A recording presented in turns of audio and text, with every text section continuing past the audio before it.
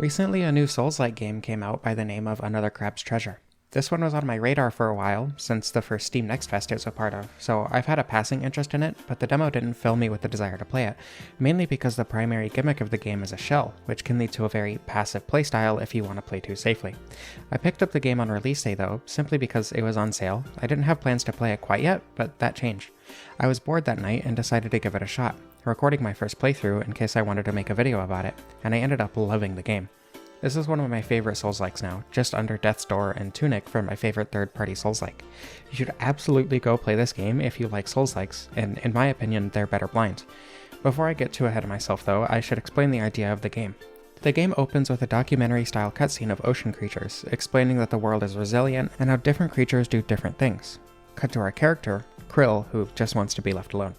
A loan shark, otherwise known as one of those Dollar Tree toys that open and close their mouth when you squeeze the handle, claims you need to pay taxes to the Duchess or have your shell repoed.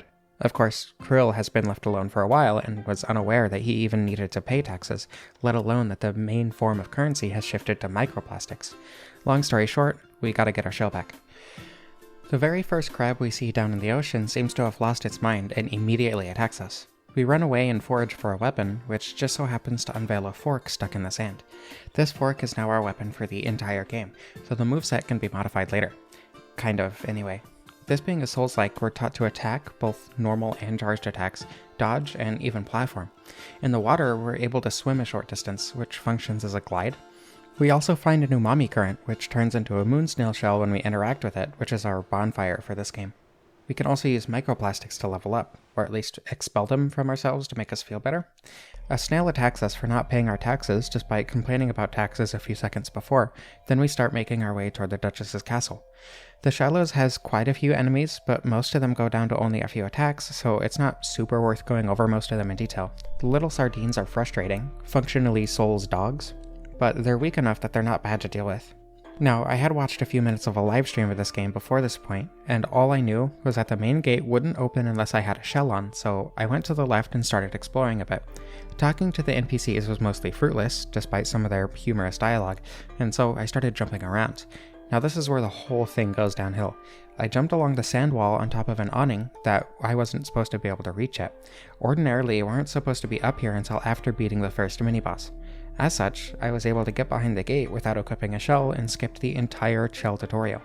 I decided it would be a great idea to see how much more of the game I could do without using a shell. Doing a challenge run for my first playthrough surely isn't a terrible idea, right?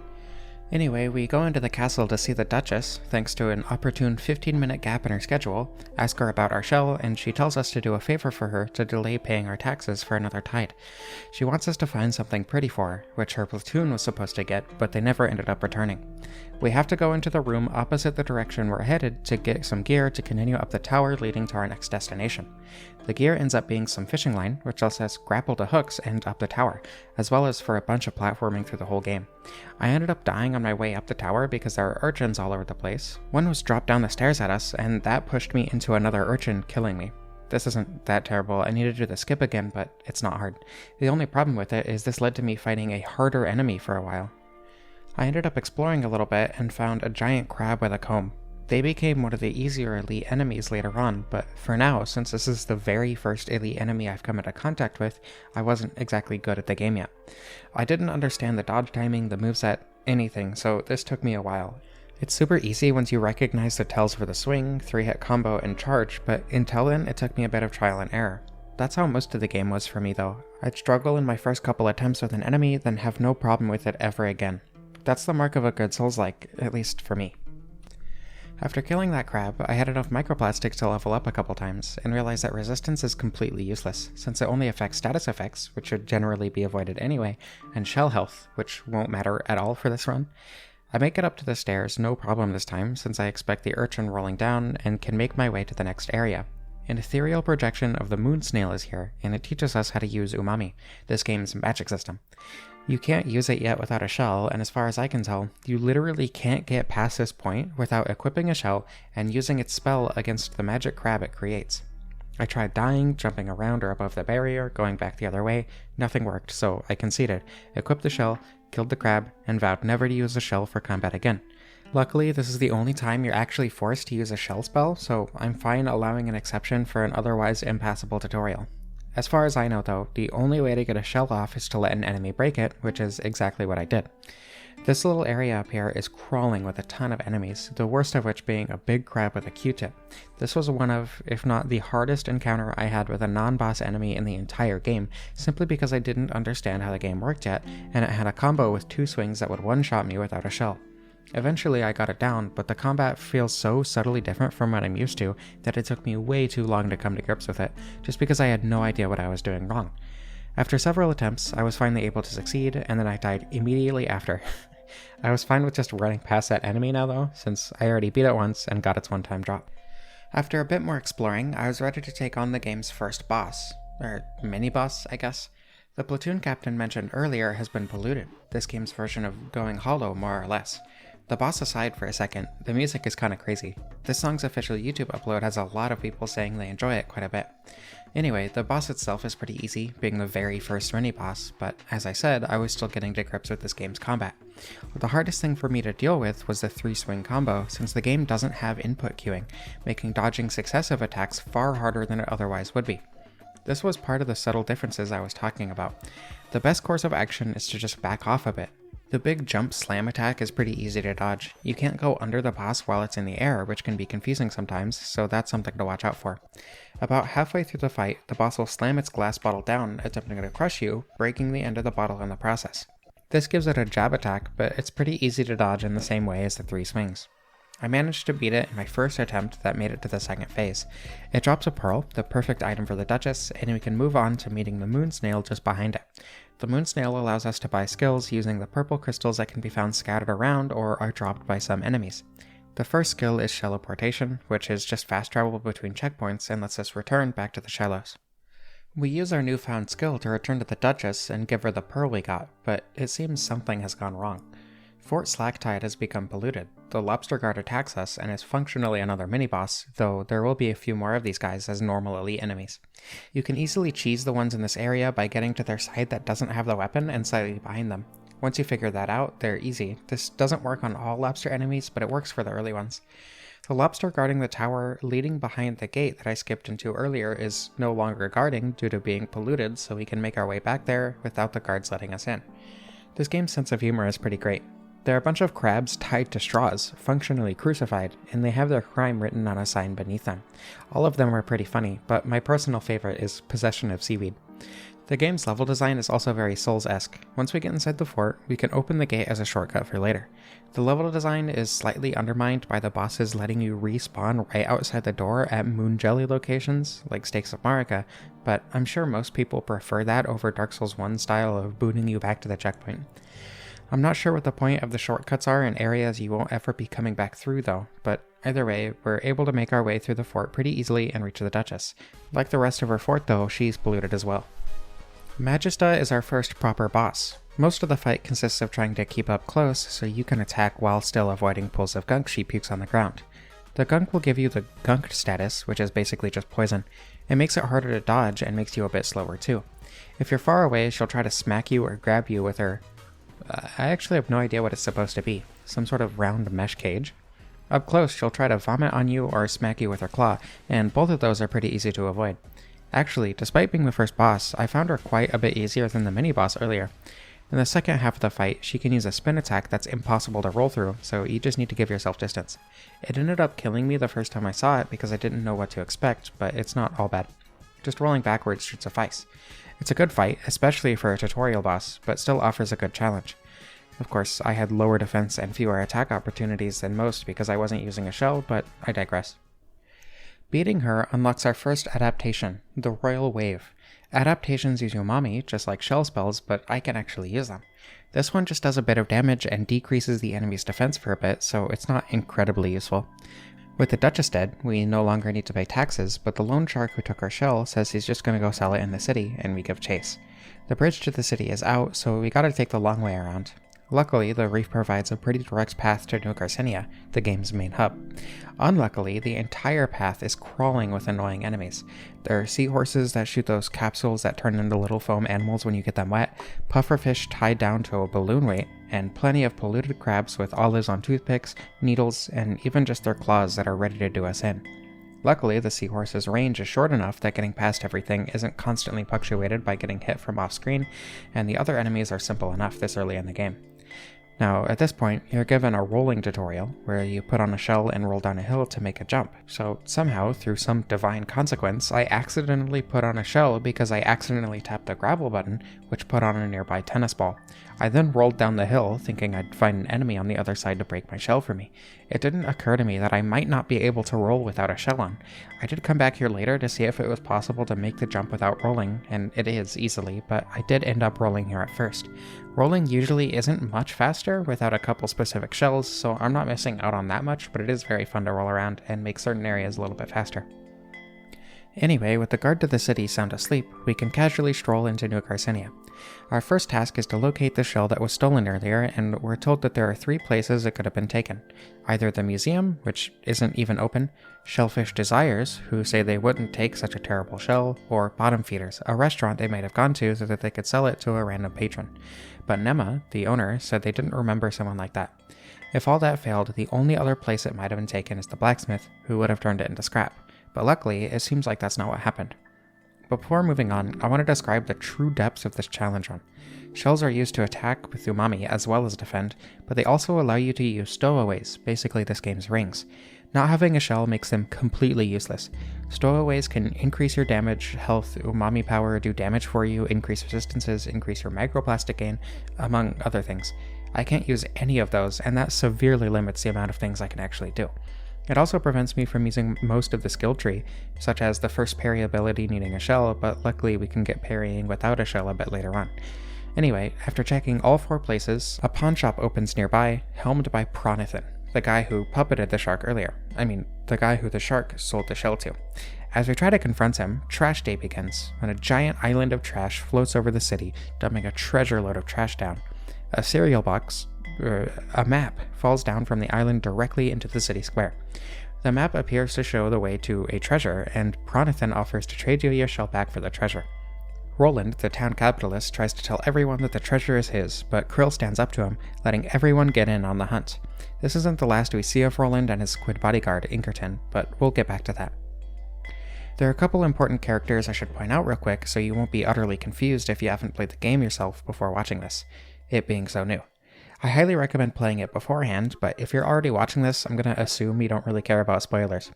Firth is going to be right behind us the entire journey. He wears a credit card as a jacket and is always looking for a better shell. He also apparently looks up to Roland, which should show you as much as you need to know about him. I'm pretty sure he makes a reference to cryptocurrency at some point too. Nema is probably my favorite character. She's the owner of Bottom Feeders, which we don't make too much use of, but we can still sell the stowaways we collect for some extra microplastic. Nema herself is along for the treasure hunt though. She's a southern mother, and she's definitely not just my favorite character because I have mommy issues and she calls me hun. It has nothing to do with that. The last important character for now is the historian, Conch. He basically just tells us where the map is pointing to, but he'll be a little bit more important later. Alright, with that out of the way, as we make our way into the sands between to work towards our first proper area, we're told by Nema to stick close to the arches because they were scented to keep him away. As soon as we step too far away from the first arch, who he is becomes pretty obvious. Pagerus is a giant crab who chases us through the sands between. We'll fight him later, don't worry, but for now it's best to just run past, straight to the expired grove. This is a much faster journey if you have the rollout skill in a shell, either the tennis ball or the coconut, but it's not particularly difficult either way. Oh, there is another important character, Chitin. She's a lobster warrior looking for strength and power to cleanse the ocean. She's pretty noble, and she's along for the ride. The expired grove is full of polluted crabs who are intent on murdering you specifically, including archer crabs who use rubber bands on their claw to shoot toothpicks at you. If you manage to get up close, you can easily get rid of them with a couple of strong attacks, which stagger them. There are also crabs covered in lichen that can be hard to see if you're not paying attention, but otherwise they can be taken out in a single strong attack. A lot of the challenge of this area, aside from figuring out where to go, is finding paths to the archers without them shooting you down. Generally it's pretty easy, but there are some portions where we aren't so lucky. Mostly just platforming sections that are punctuated by an archer or two. Just timing your jumps makes them a non-issue, but learning that timing can be a little difficult. Our second mini-boss is just past said platforming section, the diseased lycanthrope. The frogfish covered in lichen with a watering can hat can spit out lichen-covered crabs, swipe at you, suck you in and chomp on you, and spit gunk. It's a pretty simple moveset, to the point that this thing is a normal enemy in the next area, sans the spawning crabs. Probably one of the easiest mini-bosses in the game, at least in this first playthrough for me. After beating the lycanthrope, we have to engage in some spelunking to continue our journey. This is the first time the game really focuses on the climbing. You have to do it a bit to get through Fort Slacktide, but it's just a bit more difficult here. It's a short section, but the climbing is a nice break from all the simple platforming, and the grappling hook always feels good, despite how limited it is. After taking a screenshot of some cow water to show a friend because calling milk cow water is funny, we can jump across the Oil River and into what was a hard section at the time, but in retrospect is one of the better enemy encounters in the game. It teaches you to prioritize certain enemies over others, as well as taking advantage of positioning, terrain, and all of your abilities, not just your strong attack. The two archers surrounding a strong normal crab and two other lichen-covered crabs can be dealt with in several ways. I chose to use the terrain to block myself from the archers, kiting the other three to me so I could safely attack them, but sprinting straight to the archers is also a good strategy, and works really well with how easy the archers are once you are close up to them. Oh, and just to really hammer in how good stowaways can be, you get one that literally revives you here, and I'm not allowed to use it. After a short section, we're introduced to an entirely new enemy, a crab with a giant hammer covered in gum. Most of the moveset is pretty standard fare for a big hammer, but it also has a crab attack where it sticks you to the gum. One of these guys on their own isn't bad, but they come in much worse configurations later on. It was at this point that I realized you have to return to the moon snail to unlock skills instead of just opening your skill menu, so that's what I did. I did some unnecessary triage, but I learned pretty quickly that most of the skill tree will be useless to me in this challenge run. It didn't occur to me that I wouldn't be able to parry without a shell, but luckily I noticed before going and trying to parry and went straight for the shellless parry skill. I'm glad I got it here. The upcoming boss would have been much harder had I not gotten it now, and the whole game would have been harder had I not mastered the parry itself early on. It's not imperative by any means, but it is certainly very helpful. We also get the riposte attack, which lets us get damage between that of a normal and strong attack immediately after parrying. Parrying won't always stun the enemy, so we can't always riposte, but you can a lot of the time, and you get it before you can parry without a shell anyway. The umbrella crabs are annoying at times, but not particularly difficult. Just make sure you're not leaving yourself open by attacking the umbrella too often. Their attacks are the same as the Q-tip crab from earlier otherwise, which aren't easy to dodge, but they're not that bad once you're used to it. After a bit more platforming, some fighting, and a fun slide down a pipe, we can finally make our way to the second boss of the game, Heikia. I think that's how you pronounce it, the Intimidation Crab. Wielding a pair of chopsticks, it's basically a samurai. This being the first boss I used parrying on, it took me quite a while to actually get a handle on beating it, especially since some of its attacks will one-shot me despite only leveling health and strength so far. The first phase is comprised of a few simple attacks, a crushing jump attack, a simple swing, an overhead swing, a grab, and the main mechanic of the boss, an intimidation attack. The crab will turn around, and if you're in front of the face on its shell, you'll start getting the frightened status effect, which prevents you from doing anything other than running and dodging. Looking back at this fight while writing this, I noticed I played extremely passively, but by the time I was even able to beat the boss, I could parry pretty consistently. Once you get the boss below half health, it rips the pair of chopsticks apart, leaving it with one half shaped like an X and the other one it uses as a small sword. This gives the boss a few follow-ups to some of its attacks, making it far harder to consistently dodge damage, which is where most of my passiveness came from. The main thing I want to highlight with this boss though is the learning curve I took. I started off dying extremely quickly into the first couple attacks, started getting a handle on parrying, started getting more consistent, all very slowly until it just clicked. I only made it to the second phase a few times before I beat the boss. I barely knew the phase's moves, but the combat just clicked for me. That's exactly what I love about Souls-likes like this. It makes your progression feel meaningful. Once I finally beat Heikia, it drops a piece of the map, the thing we came here for in the first place. So we take it back to New Carcinia, head it over to Conch, and he tells us to go to Flotsam Vale to the east. To get there, we have to run through a stretch of the sands between with no arches, which means running from Paedorus, the giant ravenous crab stalking the sands. It's honestly pretty easy, even without rolling in a shell. Most of its attacks don't bring it very far forward, and even if they did, the attacks are easy to roll away from. On the way there, Paedorus obliterates a Sardine, which is pretty funny to see, but eventually I make it into Flotsam Vale. Now, you may notice that Paedorus has a health bar. If he has a health bar, it means we can drain it. So I decided to take the completely rational course of action and take out Paedorus now. Paedorus only has a few simple attacks, but they can be pretty hard to dodge. It can do a quick jab with its fork, swing at you 3 times in a row, screech to frighten you, jump to try to crush you, it has a few quick swipes, and it has an instant kill where it impales you on its fork, cuts you in half with its knife, and eats you. Honestly, it doesn't have as much health as I would have expected from a boss that's intended to be nigh unkillable when you first encounter it to have, so it wasn't that hard of a fight. I know for sure I wasn't intended to fight it yet, but I'm also kind of shocked at how easy it was, though having the experience from Heikia probably helped quite a bit. I didn't parry Paedorus at all, but learning to dodge was probably pretty important anyway. I'm used to games where you simply can't parry enemies like this, so I didn't want to chance it. The fight only took me 15 minutes, a far cry from the 45 minutes it took me to beat Heikia. Anyway, Flotsam Vale. This area is covered in what appears to be oil, and given that it's the site of Roland's business, it probably is. This area essentially functions as a poison swamp, but instead of expecting you to trudge through it, your platforming abilities can be used to jump between platforms and avoid getting gunked entirely if you're careful about it. On the way in, you get ambushed by Inkerton, Roland's squid buddy, with a pretty simple moveset. For some reason, I thought his weapon was some sort of gun, but it turns out that it's just a crab claw cracker, which is pretty fitting, all things considered. It definitely seems like you're supposed to focus on parrying him, since he has follow-ups he only does if you're parrying. A general rule of thumb is that if he swings from your left, he'll follow it up, otherwise it's safe to counterattack. That really is how simple his moveset is. Once you get through about a quarter of his health bar, he disappears into a puff of ink, saying you're not worth his time. That's fine by me. At this point, I don't do nearly enough damage to warrant an entire fight with that health bar. This is the point that the frogfish becomes a normal enemy, by the way. They have less health than the lycanthrope, but they're still one of the harder enemies in this area, despite the speed of the sardines and the... well, we'll get there.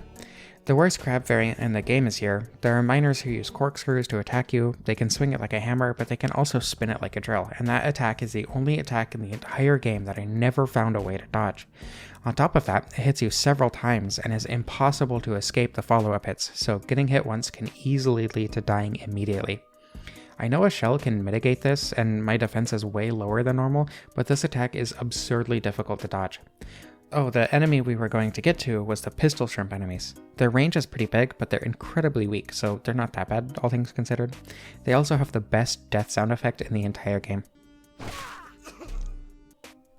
On my way through Flotsam, I ended up coming across a path that led back into an otherwise inaccessible part of the Expired Grove. Following it led through a cave with some platforming across netting leading into a village. The village on the opposite side of the door in the Intimidation Crab's arena. On the opposite side of the village is a sniper who easily one-shots me if I get hit.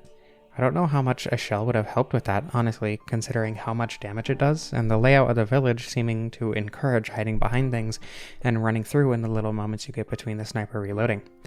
Luckily, getting to the sniper so you can open the gate from this side is pretty easy, giving us a shortcut directly to the sniper, but I decided it probably wasn't the best idea to fight it right now, since even its melee attacks kill me instantly.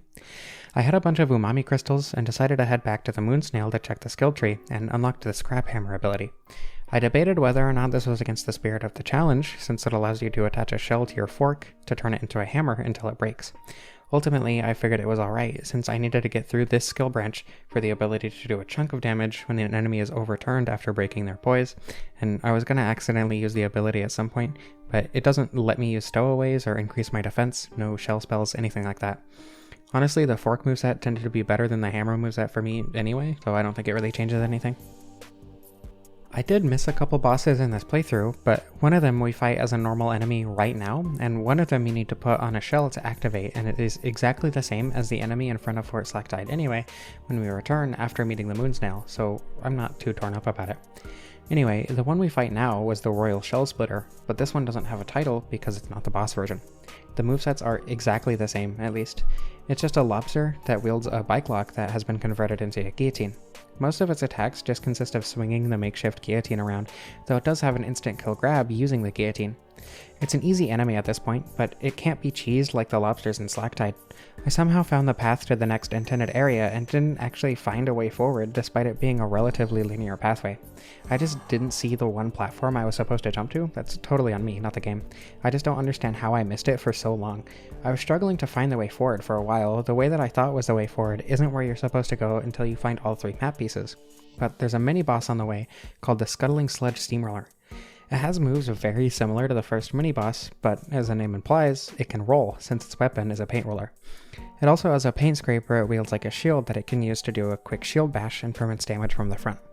I knew it was very possible for me at my skill level and with the amount of damage I was doing, but for some reason I just couldn't get a handle on the fight. Never parrying was probably a part of that. Anyway, I decided to take a break at this point, and when I came back I somehow immediately figured out that this boss is incredibly easy to cheese on complete accident.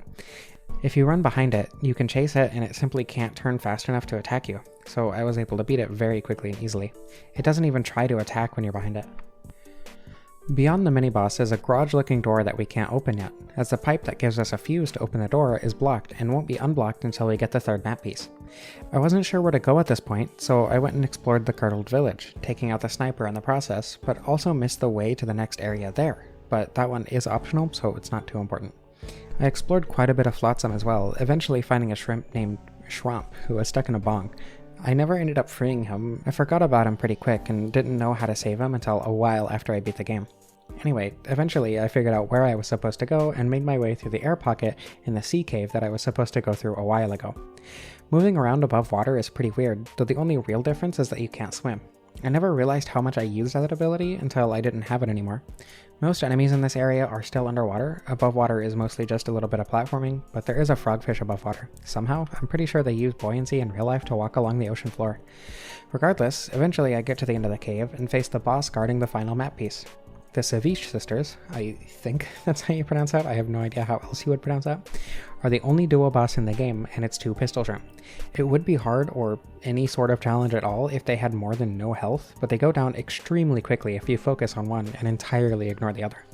On top of that, the one you're not focused on is incredibly passive most of the time, since it tries to keep at a distance to use ranged attacks, but it can go so far away that it won't actually attack you anymore. Beating the boss gives us my second adaptation, a pistol shot.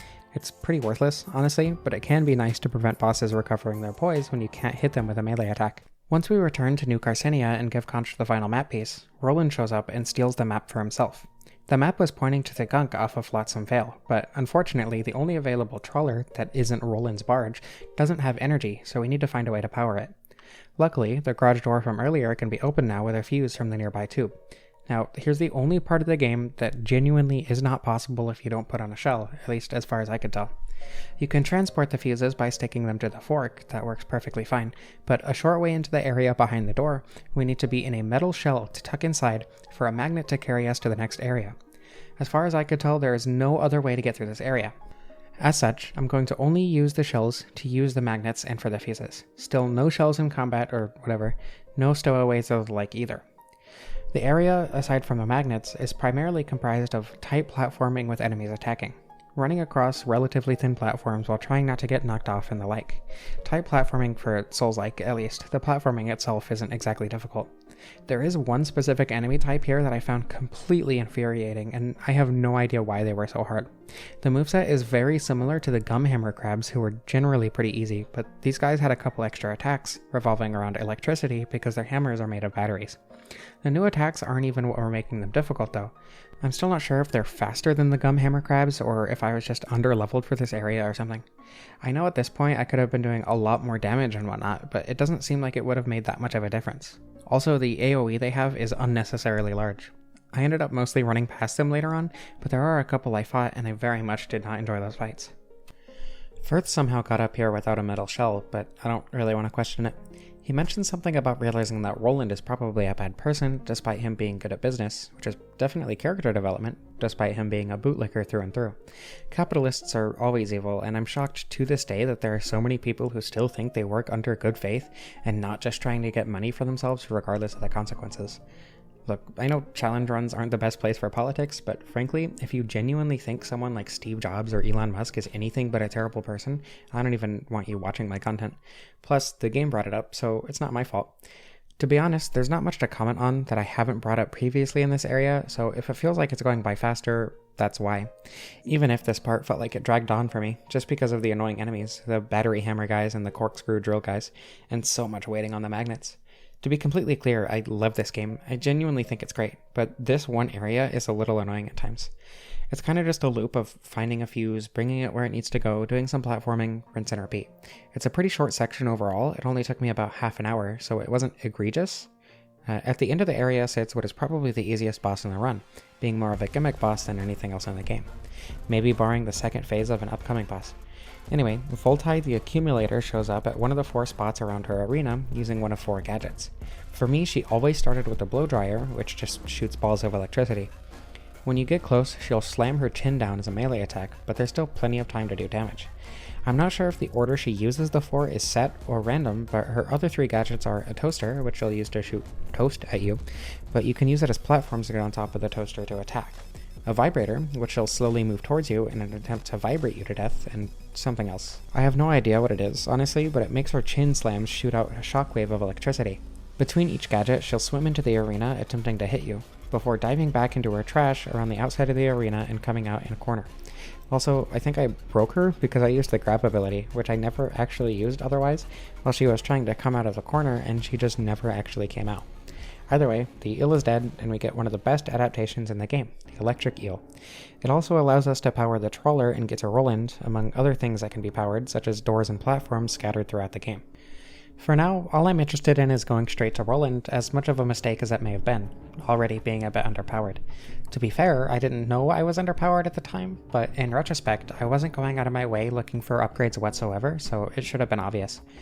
Powering the trawler takes us straight to Roland's barge and begins a short platforming section before the main event, the boss fight with Roland himself. He takes our trespassing as reason to attack, since it would be unbecoming to do so unprovoked or whatever, and he sicks Inkerton on the townsfolk before attacking Krill directly. This was easily the hardest boss fight in the entire run, taking me around 2 hours, but I don't know how much of that has to do with me being bad and how much of it is me being underpowered for the fight. His moveset isn't that complicated, but it took a while to learn, let alone finally master. He has a double swipe that you can't riposte in the middle of, a triple stab that has the same caveat, an overhead slam, a single strong poke, a big wind-up punch, and a golf swing, and a grab at first. This is more variety than a lot of bosses in the game, especially once he adds his other 2 attacks when you deal more damage. After learning the parry timing for most of the attacks, it just became a game of trying to play as perfectly as I could, since he could 1 or 2 shot me with pretty much all of his attacks. The punch seemed to be his most common move, and it has a long wind-up, so it became very easy to parry really quickly. The slam is pretty easy too, since it's so basic.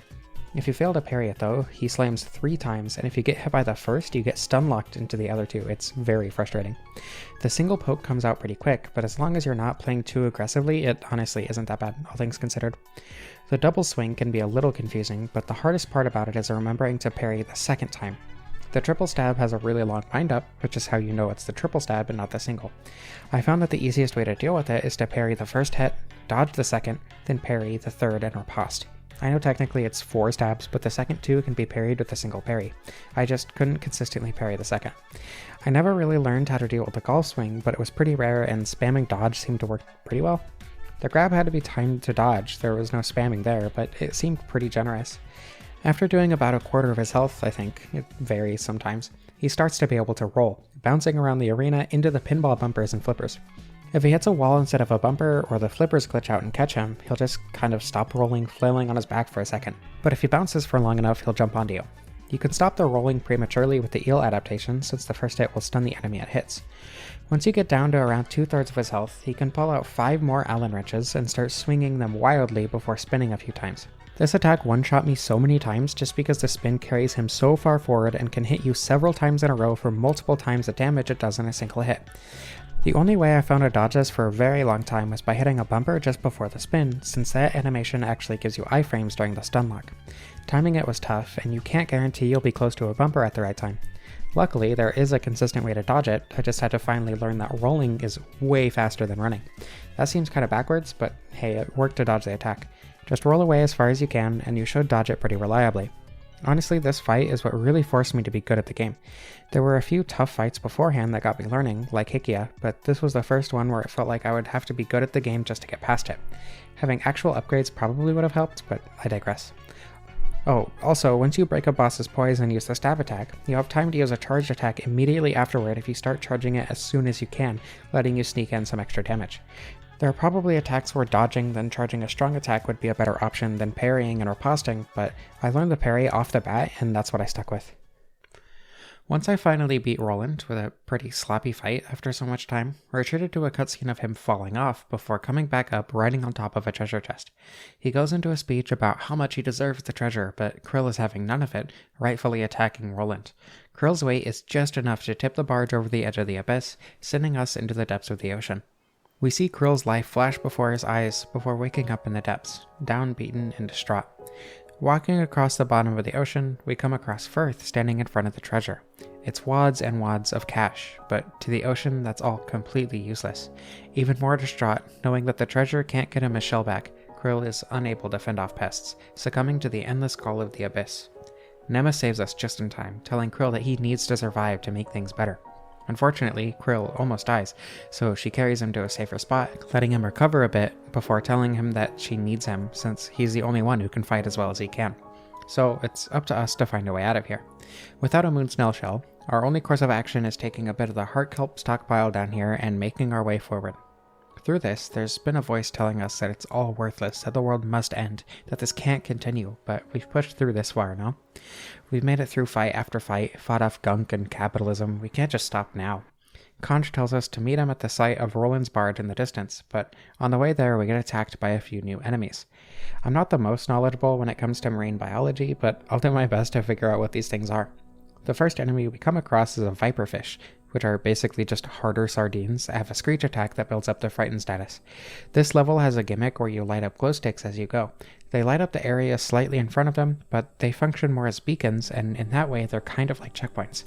You explore the area in the dark, which can take a little bit to find where you need to go, and then when you come back you can go straight to the glow sticks. It's almost like a maze, but you can cut straight through the walls to get back to where you were when you die. Initially, going through the level, I didn't like it because it was oppressive and difficult, but in retrospect, that makes me like it a lot. The worst enemy down here by far is one you're essentially intended to avoid entirely. There are frogfish with little anglers that look like item pickups, which is the closest thing this game has to mimics. Well, kind of, anyway. They pop up and hurt you if you get too close, and if you manage to survive, they'll use a grapple attack. I didn't manage to dodge the grapple the 2 times I got tricked by them, so I don't know the rest of their moves, but it's best to not get tricked in the first place.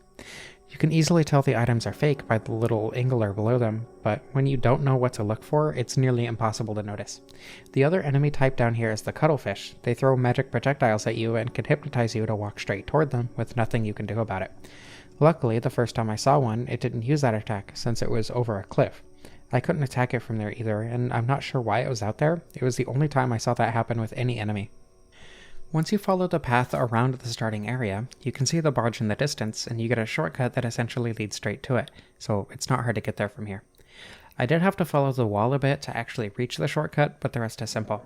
Once you reach the barge, Conch points in a direction that he thinks leads to the Old Ocean, a lost city that could give us riches beyond imagining, meaning this whole treasure hunt may end up as more than a death sentence. There's also an umami current over in that direction, which is our first goal. Nema is waiting for you over toward the current, and every time we talk to her, she always seems concerned and wants to know about us, which is definitely the only reason she's my favorite character, because she's nice. Nothing more. Anyway, there are also the pests from earlier crawling around down here, but I have no idea what they are. Maybe yeti crabs? Eventually we reach the umami current, but there's already a shell here, which is unique among the checkpoints since we usually have to activate them to get the shell to actually appear. So we go into the shell and it's a mimic, a bonfire mimic. From Software was always too scared to make one of these, but here we are with Aggro Crab growing bravely into new frontiers. This boss is pretty simple. It mostly just uses a jump attack that spawns a circle of damaging crystals, a slam that spawns 1, and then a ranged attack that spawns a trail of crystals. It can also hide in its shell and parry you if you try to attack it while it's doing that, so you need to be a little careful. It's a relatively easy boss, all things considered, with how few moves it has. You just need to avoid getting greedy and pay attention to which attack it's using. After beating it, we finally have a proper checkpoint after so long. Before we can actually activate the checkpoint though, Conch tells us why he wants to go to the Old Ocean so badly.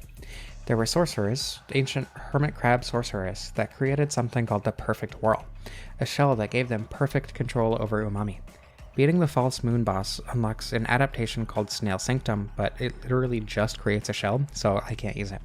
Also, apparently Nema didn't know that the moon snail shells let you teleport. She asks you to talk to her at Bottom Feeders, her restaurant, before heading into the old ocean.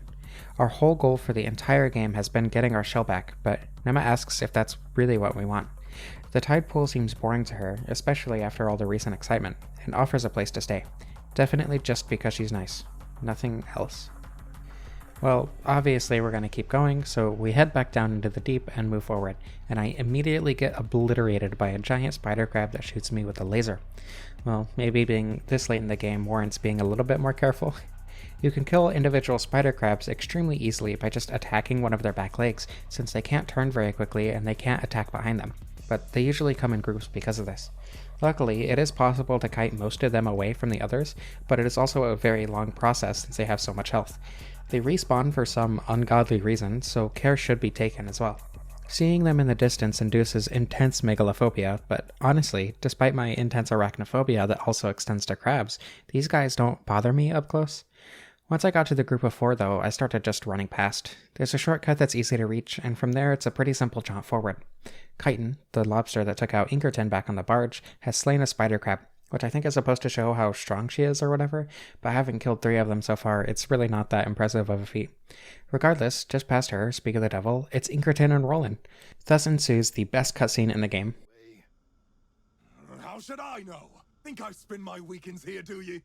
Well, then what the shuck am I still paying you for? Matter of fact, we're in this mess cause you couldn't defeat a damn lobster. Good for nothing. I should have left you on the seabed where I found you, you little...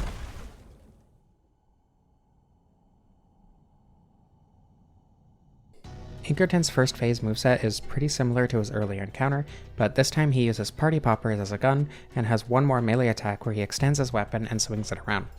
I think there are actually 2 versions of it, once where he does a wide swing and then one where he does a full circle and hits twice before slamming down with an overhead strike. The second hit of the spin can hit you if you parry the first one, so I recommend never using the riposte on the wide swing. Also, you can parry the Party Popper, but the timing is very tight and difficult to get down, so I only did it a couple of times on complete accident. If you don't parry it, you have plenty of time to get in a strong attack while he's grabbing a new Party Popper. Or reloading, I guess? Otherwise, the same as the first fight applies. Attacks from the left mean you need to be ready for a follow-up, attacks from the right are safe to riposte.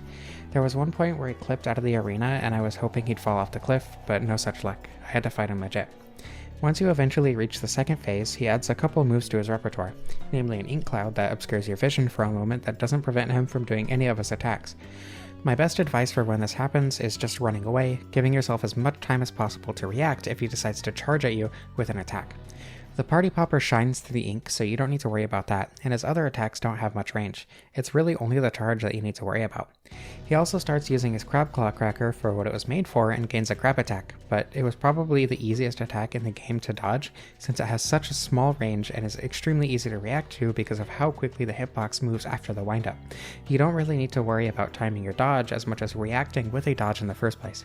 Overall, a pretty simple boss that's still not necessarily easy just because of how much he switches up his attacks and how quickly he does them. I had fun with Inkerton, one of my favorites so far, except for this attempt where I got him to literally 1 health and died to the crab. This was heartbreaking. Just past Inkerton is an elevator that only hermit crabs can use. The switches are shaped like shells that the crabs must put on to activate them. And so we go down, deep, deeper, yet deeper still, until we reach the unfathomable beauty that is Anorlunt, the old ocean. Everything here is bright. I have no idea where the light is coming from, but the platforms are mostly stark white because it's all made of styrofoam. That's presumably why this place fell. The styrofoam, among other materials, is trash that infected its denizens with gunk. Most of the level is platforming and exploring, stuff that isn't really affected by this challenge, nor that I can really go in depth on since the platforming and exploration is relatively simple. There are a couple things worth pointing out though. First of all, there are spring-loaded dentures that are just around. They latch onto you as soon as you get close, replacing whatever shell you may have had on, and I believe the only way to take them off is by taking damage and breaking them. They will always break in one hit, but honestly, because of the challenge, they don't really matter beyond that tiny chunk of damage when you first get hit and the bleach status effect that they inflict, which just lowers your healing effectiveness for a short time. There's also a new enemy type here, blue crabs covered in barnacles and microplastics. They're very slow and have huge wind-ups to swing around their dental floss toothpick they wield. They also have only 2 attacks, a claw swipe and a crushing slam. I don't think I've actually covered what crushing attacks do in all of this time, but they're basically just attacks that deal extra shell damage, signified by a blue symbol next to Krill when they happen. Grabs are signified by a red symbol. The crushing attacks don't matter if you're just trying to dodge everything anyway, and I think you can parry them, but they are a little bit harder. Once you defeat the blue crabs, a far faster crab will molt out of it and begin scuttling around and attempting to attack you. Generally, you can kill them as they're crawling out of the shell, so they're not too threatening, and they don't really show up in groups. A couple of them show up with their shell already off, but you can usually get in a strong attack before they even start moving. These blue shell crabs, along with the pink ones they turn into, give you a lot of microplastics for how easy they are to fight, too. Eventually, you reach a bridge into the city of Carcinia, as opposed to New Carcinia, the hub of the game. As you attempt to cross the bridge, bombers will start attacking you from the distance, but it's pretty easy to just run past them. It took me a while to realize you're supposed to jump down off the end of the bridge to a lower platform, since platforms that were closer to the one I was standing on had a death plane above them earlier in the game, but eventually I figured it out. I don't know if that one is genuinely on me for not realizing that I could jump down there, or in the game for not telling me I could do this earlier. You platform around a bit down here, showing you a couple new mechanics, namely foam platforms from bottles of shaving foam, and bubbles from bottles of soap that you can bounce off of. I didn't actually fight the bombers yet, but their melee moveset is very similar to the archers from earlier, rubber bands and everything. You have to hit 2 switches to enter the city, and once you get in the gates, you're faced with an entirely new kind of lobster. Unfortunately, the strategy of standing to its side doesn't work since it can use its bare claw to attack. The toothbrush it uses can bleach you, especially if you don't have high resistance, and it's far more aggressive than the other lobsters in the game. After a bit more platforming, you also find a new variant of the seahorses that blow bubbles of cleaner at you. They're much more difficult than the other seahorses, only because their melee attack is far faster. Approaching them while they're not using ranged attack can be dangerous if you're not good at dodging them. Most of the level is comprised of only a few enemies, which is fine. The locations and combinations make it not feel repetitive at all, but I honestly expected more. I appreciate this more though, if I'm being honest. I like being given the opportunity to learn an enemy rather than being given a bunch of different enemies. There are a few hermit crabs which you occasionally see through the game as a whole, but they're usually optional enemies and aren't much of a threat. I want to point out this crab jumping on this sponge. They look like they're having a good time. I just left them alone. Just after that, I figured out that the lobsters here have a diving attack very similar to the Crucible Knights in Elden Ring, but in this case it's way easier to dodge, doesn't carry them very far, and isn't drawn out. We come across Chitin, who tells us about seizing our power and using it for good. Krill doesn't want to hurt anyone, but sometimes you have to so you can make everyone's lives better. Sometimes the bad people will never stop being bad, so you have to stop them by force. This goes for real life too. Anyway, we're introduced to timed platforming here, and the timer is surprisingly strict. I barely made it, even after already knowing what to do. This concept is expanded on later in the level, where you need to activate a platform before rushing up to it through a small gauntlet. For some reason though, that timer is far more generous, and I made it first try with plenty of time to spare. Once we finally reach the throne room, there are 2 lobsters just outside the doorway. Luckily you don't have to fight them, it's pretty easy to just walk past, but I can't imagine it's fun to fight them both at the same time. At least at this point in the game for me. I came back later with better abilities and it was shockingly easy, but doing this without any good adaptations would have been awful. Anyway, boss time.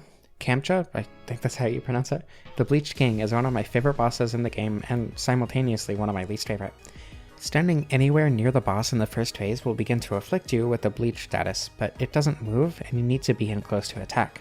I didn't realize the Bleach status only prevented you from healing at this point, so I just waited out the status every time it was close to full for a while. When you're not standing close, there are only a couple of attacks it can use. He has a bubble attack like the seahorses from earlier, as well as a wave attack that you have to jump over. It can't be dodged through. Luckily, it is pretty easy to dodge because of that, but when you're up close and he uses it, you have to roll directly away and immediately jump. It can be kind of scary. His moveset is far more diverse when you're up close to him though. He can stab with a leg, swipe with his claw, slam his toilet wand down onto you, first the handle before slapping the rest of it down. He can slam the wand down before swinging it, either one quick swing or 3 in succession depending on which side it falls on, and he can still use the wave. The wave is a great opportunity to approach when you're far away though, and the rest of the moves work really well together. The leg stab is timed really well to allow you to attack before rolling immediately. The swings and slam both have really good windups, the claw swipe is fun to read, it's a really fun boss. So why was it one of my least favorites? This boss was terrible to learn.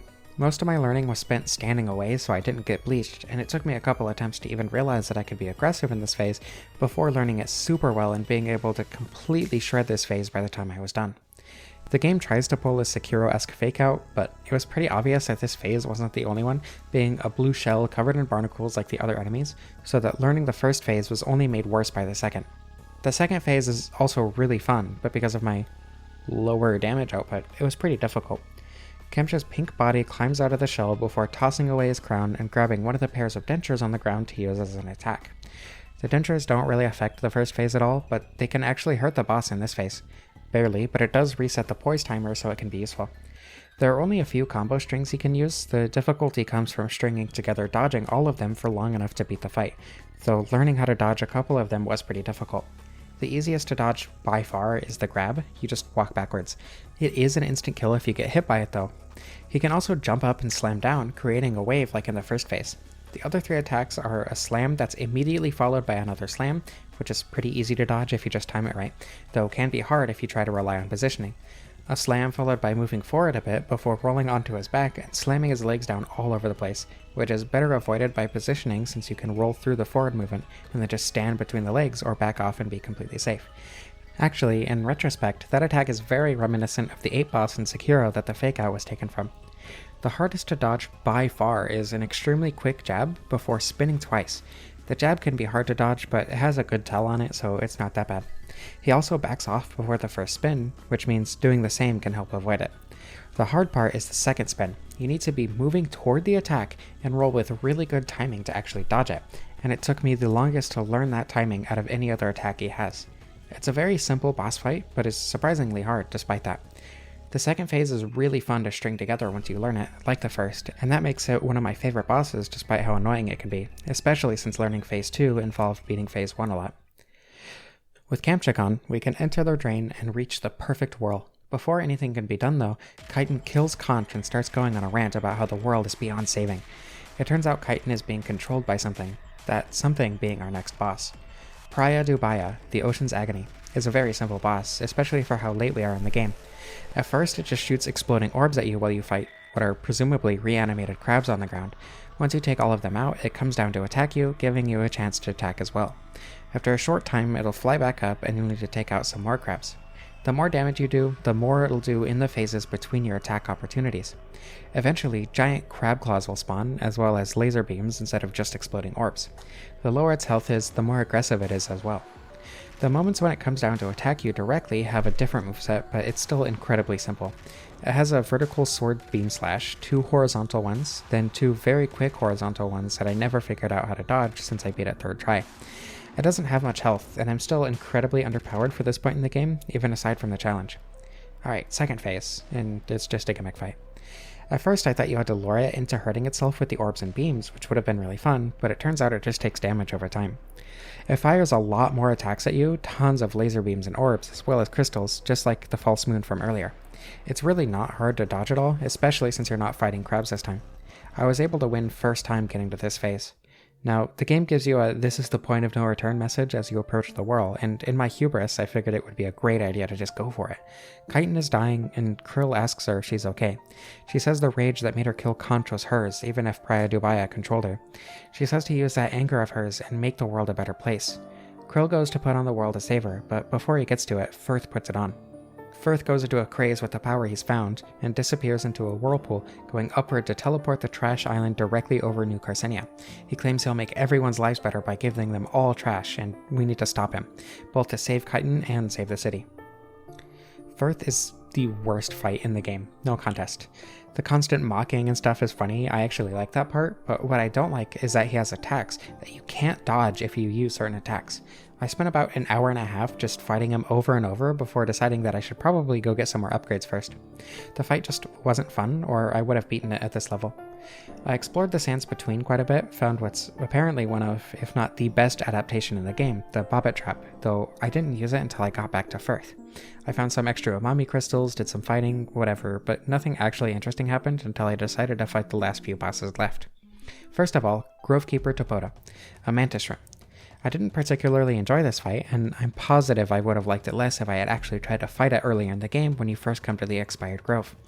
He only has a few attacks, a punch that carries him forward, a flurry of punches, a small 2-hit combo, a crushing attack where he teleports away before attacking, presumably to just trip you up visually, and a tail swipe where the wind-up animation just looks like him turning around. He's the only boss that really feels like a reaction test, barring maybe Firth, since his tail swipe has such a short tel. The teleport comes immediately before the punch, and he has a whole section where he's just teleporting in and out and just expects you to react over and over. If the teleport had a second between it and the punch, it wouldn't even be that bad, and I definitely wish the tail swipe had a bit better of a tel. It wasn't all that bad, just because I fought him solely in the game, but I can't say I like this boss compared to most others. It turns out he only attacked us because he thought we were polluted and wanted to destroy the grove, but since we don't want to do that, he gives us the Mantis Punch adaptation, which would allow us to break the bong from earlier if I had remembered, as well as a bunch of purple blocks that block upgrades and other optional stuff. He also offers to upgrade your adaptations, which is cool of him, so I upgrade the Electric Eel and the Bobbit Trap. Well, I didn't upgrade the Bobbit Trap yet since I didn't know it was good, but I come back into that before fighting Firth. The next boss I didn't fight is the Curdled Carbonara Connoisseur, which is literally just the steamroller guy but without the rolling. It does have a grab attack with its tongs though. It's also in the expired grove, so I do plenty of damage and this fight ends up being incredibly easy. Luckily, there is one more boss I didn't fight. Well, 3 more, but one requires putting on a shell and is literally the tutorial for putting on shells, so I didn't fight that one, and the other one I talked about earlier. Anyway, the one I actually fought is the Consortium, which is just a cage full of crabs and an octopus. It's probably the most unique boss in the game. It can slam the whole cage down onto you, swing its octopus arm or the crab claw, and even shoot a gun that the octopus is holding. In order to defeat it, you need to get rid of the ropes that are holding it closed, a couple of them even being on top, meaning you have to jump on top of the boss during the fight. It's a pretty short gimmick fight, but it's really fun and interesting. Beating it gives you the Tactical Tentacle adaptation, which spawns an umami tentacle in front of you that attacks independently from Krill, but at the same time that you press a button. It's useless, and I literally never touched it again. Anyway, I didn't record the rest of my gameplay since it was just running around grabbing upgrade materials to max out my fork and a couple adaptations, so back to the final boss. The first phase of the fight against Firth, the crab who stole the whirl, is terrible, like I said earlier. He has that extremely annoying attack that leads into a combo that comes out way too quickly to dodge if you riposte literally any of his attacks and he decides to use it after, but not doing that makes the fight drag on way too long, so it kinda just became a game of luck. He has an attack where he can teleport to you and attack, quick thrust, he can hide in his shell and parry you if you try to attack, and he has what is essentially our pistol shrimp attack. At the beginning of the fight, he tells you to hit him first, but he'll immediately try to attack you, so I started opening with the eel, which worked really well since it stunned him off the bat and actually let me get in a free attack.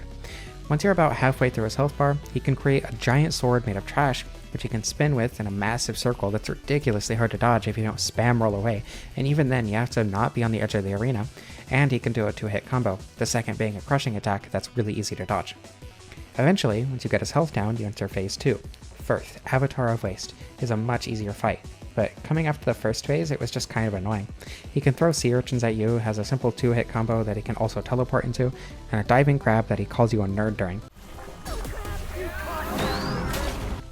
Oh, and he can send little water tornadoes at you, but they never really bothered me.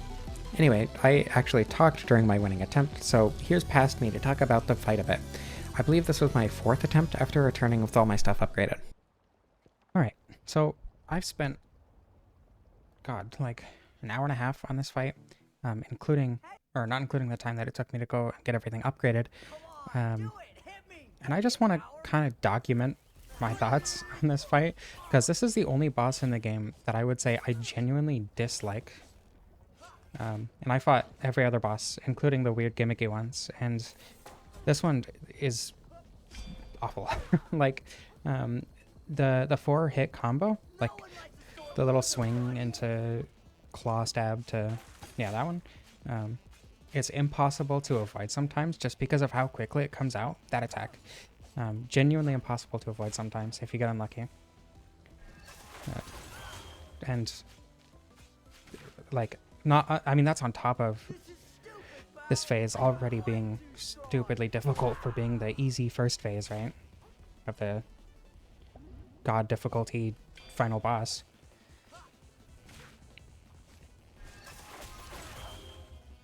Let's see, this is my 4th time ever making it to the second phase. We'll see if I win this time, but... Oh, okay. That sure was attack range.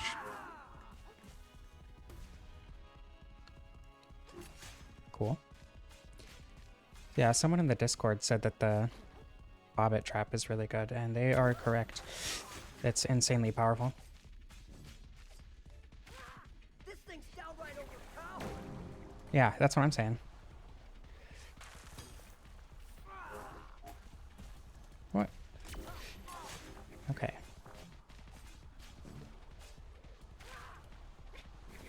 Yeah, the Bobbit trap, God, makes us so much more bearable.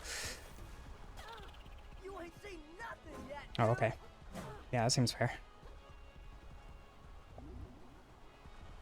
We'll ignore the fact that he went right over this and didn't get caught by it for some reason. Okay, cool.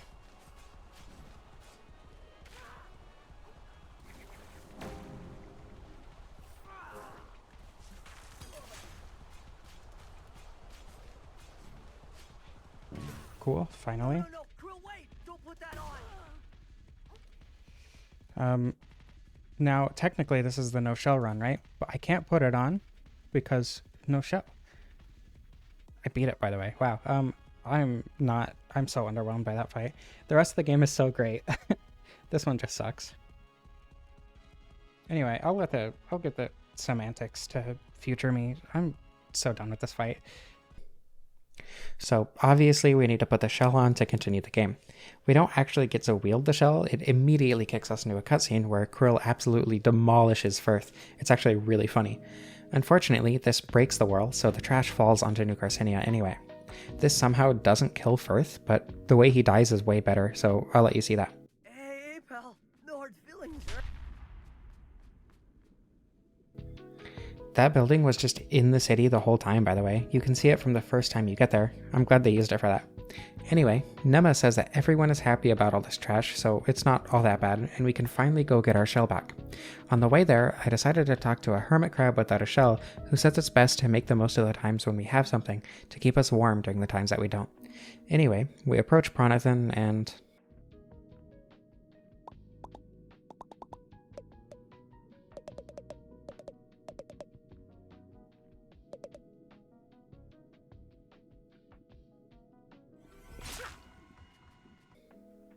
I'm not going to play the whole ending here, you'll have to play the game for that, but just know that everything turned out okay. Not good, but okay. Krill decides to continue fighting to make life better, giving his shell to the hermit crab without one, and everything is okay. So, can you beat another crab's treasure without a shell? No, not really, but it was really fun to try. I had a great time with this game, and I truly hope you decide to give it a try. I do not know why I decided to do a challenge run for my very first playthrough of this game, but I do not regret it at all. I had a really fun time with this, even if the final boss was really annoying. I don't know why this video ended up being so long. I guess it's just because I wanted to comment on so many things because this was a new game that I had never played before, because it just came out. Anyway, thank you all for watching. I hope you enjoyed. I love you all. I would like to especially thank Falcon, I Like Goats, Nikki P. Jones, Tori Kasuda, SD, SD, SD, SSD, SD, XDD, Manarok, V, Emily, and Ryan Rickard. Thank you for continuing to support the channel, and I don't know how to end this.